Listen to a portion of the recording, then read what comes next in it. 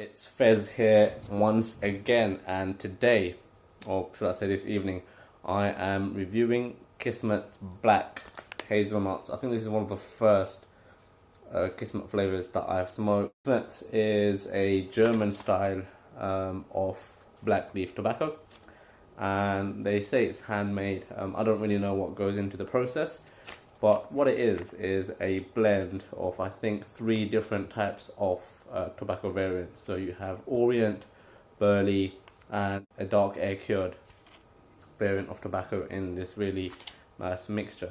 A 100-gram pouch comes up to €12.90, so definitely on the slightly more expensive side of the German tobaccos available on the market at the moment. Very nice for packaging. You open it and you get a vacuum sealed pack. It's very finely chopped, probably at the same level of Tangiers, and it is pretty juicy. It's probably one of the juiciest German tobaccos that I've seen. So on to the smell of the tobacco.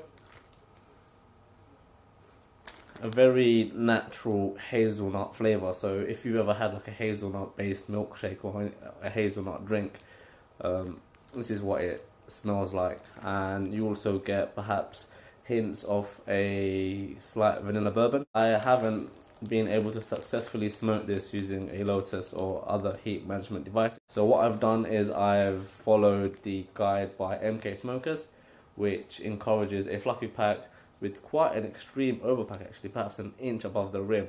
And he uses 2 layers of foil and a flavor saver. I've packed it as an overpack, 4 layers of foil, and I've basically used 3 coals. On previous sessions I've used 4, and that gives a better cloud output, but I've noticed that sacrifices the flavor.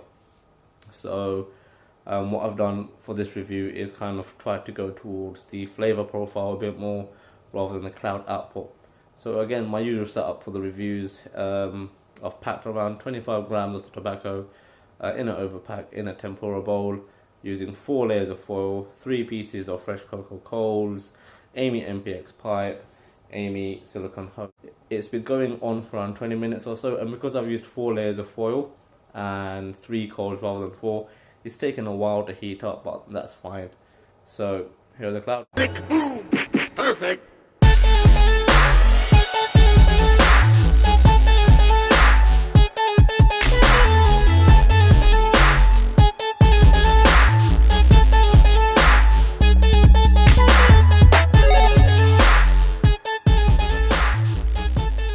So as you can see, very decent clouds actually, and if I added that 4th piece of coal, it would have been much more denser. You get that earthy, natural hazelnut flavour, which is good, and then followed by aftertones of like a sweet vanilla bourbon.